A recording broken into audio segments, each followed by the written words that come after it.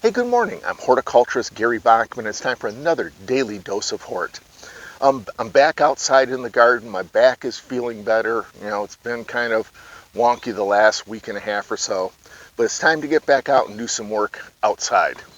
Um, I want to take a couple of daily doses here over the next couple of days and address some questions that we've had about the earth boxes.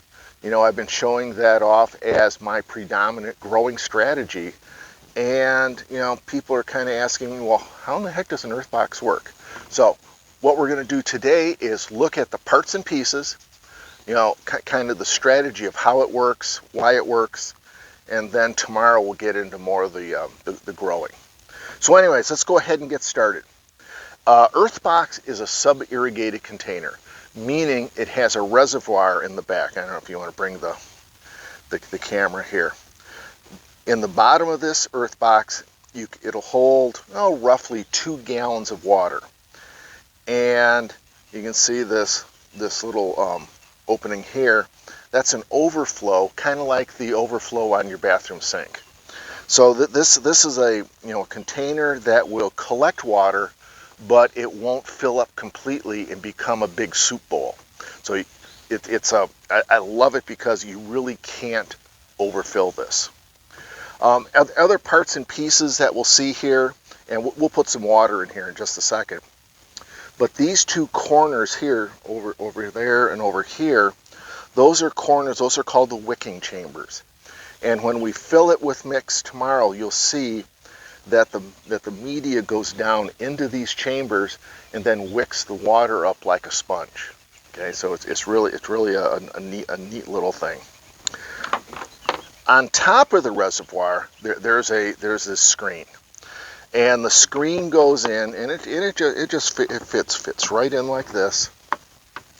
And what that does, that holds the majority of the potting mix out of the reservoir, and it creates a little bit of an airspace, and you get kind of that air pruning effect. So roots, you don't get a lot of roots down into the reservoir. And how you fill it up is there's a tube here, and it goes right down into this opening here, and this is how you water the earth box. So what I'm going to do now is, wait, but before we do that, I forgot about something. One thing that earth boxes do have, they're mobile. You can move them around, but they get pretty darn heavy. So EarthBox has wheel kits, and the holes for these wheels are already molded right into the bottom of the box, and so it allows you easy movement. And these things weigh north of 90 pounds when they're full, and so this is an easy way to roll these boxes around. But what I want to do here is I just want to demonstrate how effective, let me get the hose here, there we go, how effective this is as far as the overflow goes. Now this is not really entertaining video here, but just give it a second. You can see the water is going into the reservoir through the tube.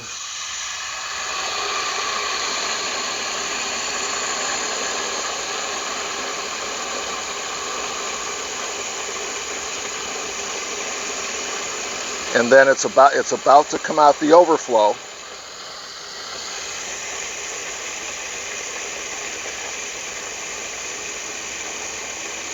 We're almost there. Okay, here it comes, Kate.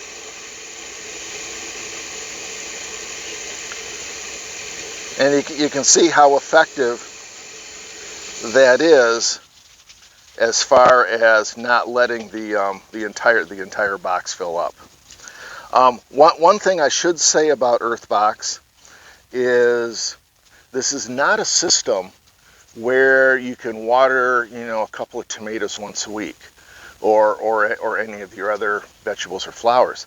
You still have to water just as much as they would be in a regular container, but because of the way the water is wicked up into the media, the root zone stays a consistent moisture, and that's the key to that.